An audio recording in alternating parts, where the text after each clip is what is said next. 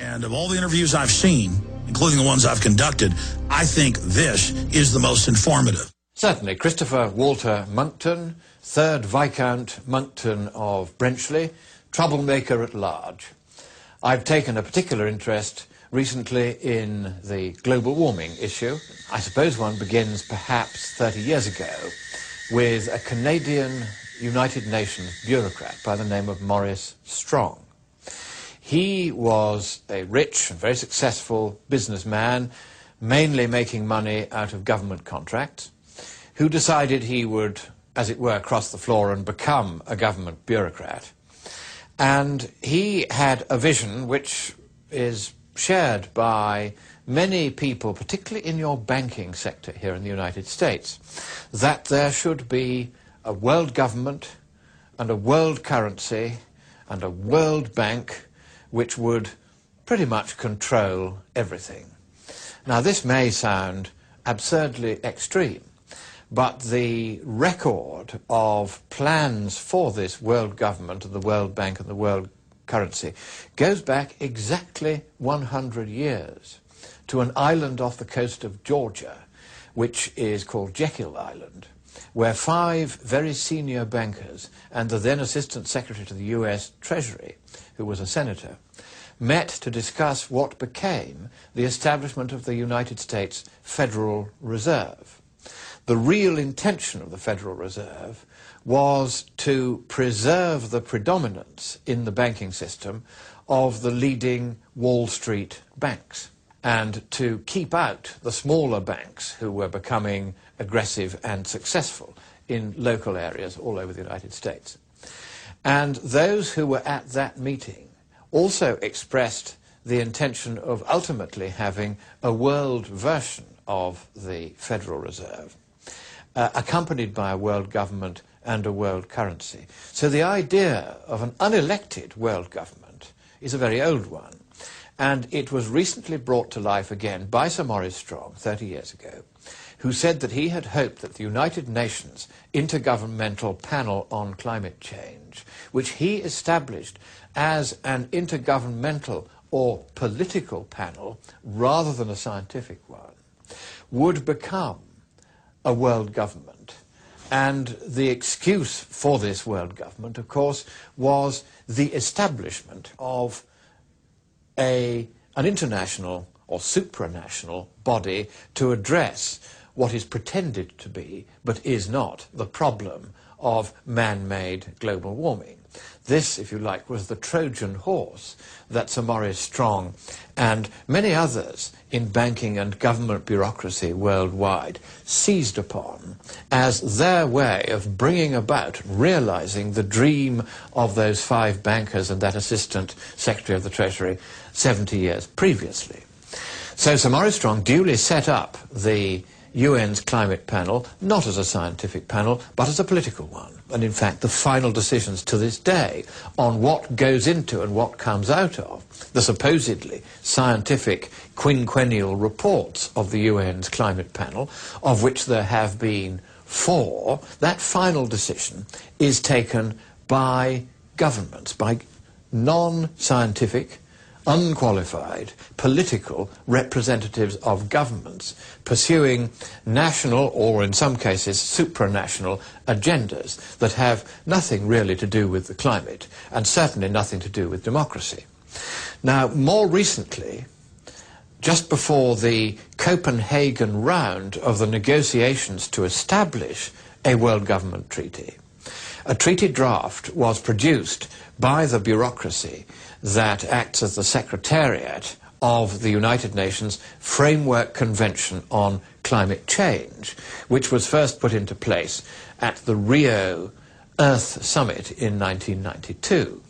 Now, this Framework Convention on Climate Change, to which some 192 countries are now subscribers, has as its avowed intention the establishment again of a supranational body regulated by a treaty which will bind all those 192 member governments, including the United States, including the United Kingdom.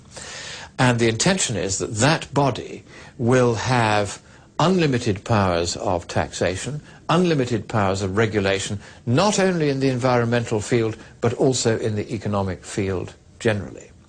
And the treaty draft of September the 15th last year, which proposed the establishment of this world government, actually contained the word government used in that global context for the first time in any seriously contemplated international treaty.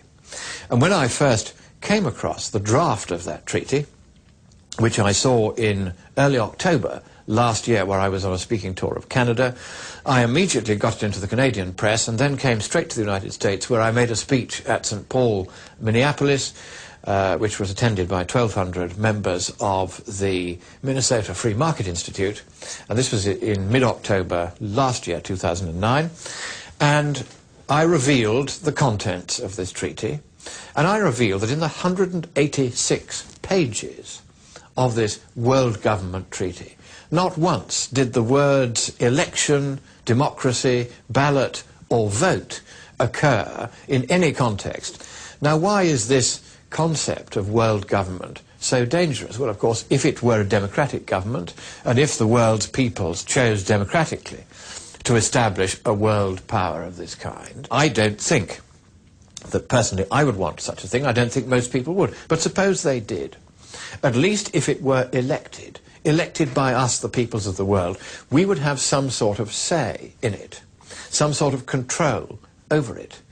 But otherwise, if you have a world government that isn't elected, however apparently important its purpose, then what you're doing is you're throwing away 1,000 years of constitutional development in the West and gradually elsewhere in the world, away from tyranny, away from dictatorship, away from concentration of all legislative, executive and judicial power in the hands of the few, and towards power being well distributed between three separate branches of government, the legislature, the executive and the judiciary, and all three coming ultimately under the control of you and me, exercising our democratic vote at the ballot box. That's how democracy was supposed to work.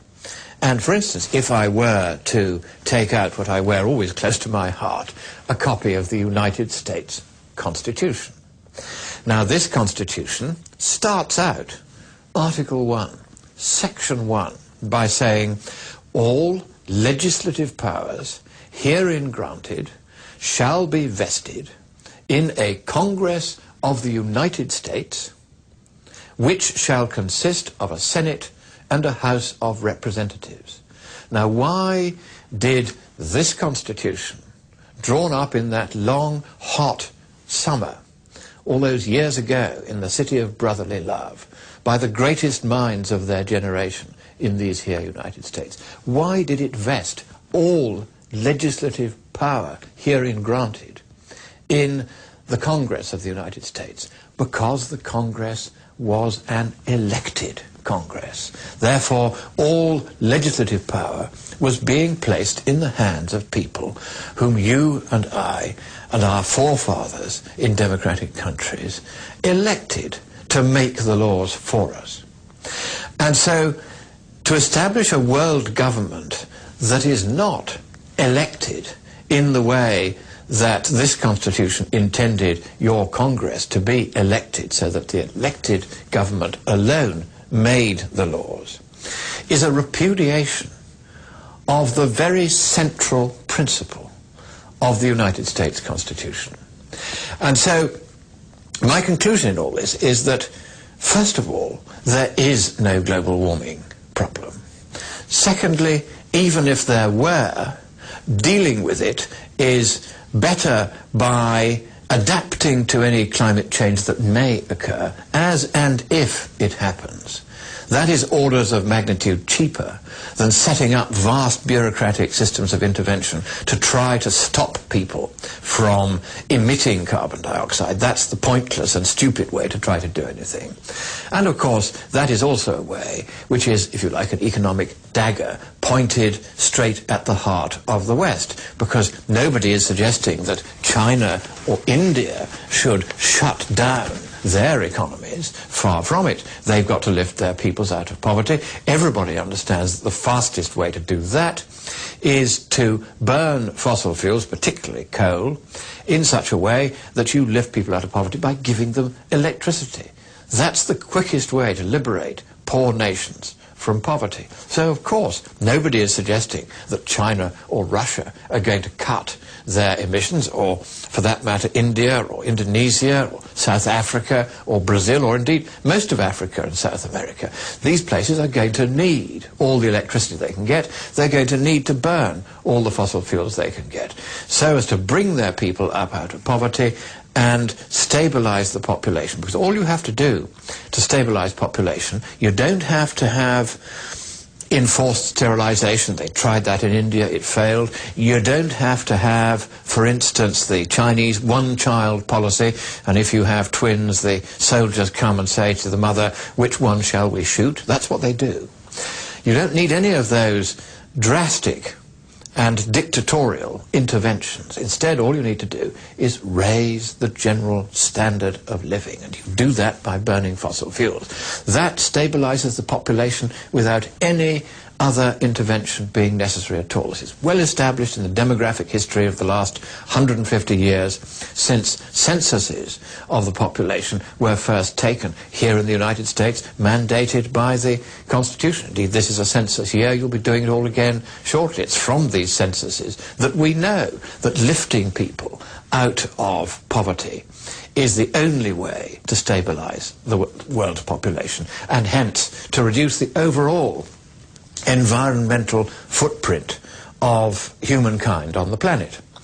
So what we don't need, in any case, is any sort of world government or any institution at all to deal with global warming, because it's a non-problem, because even if it were a problem, stopping the emission of carbon dioxide is not the way to solve the problem. It's certainly not the cheapest way to solve the problem.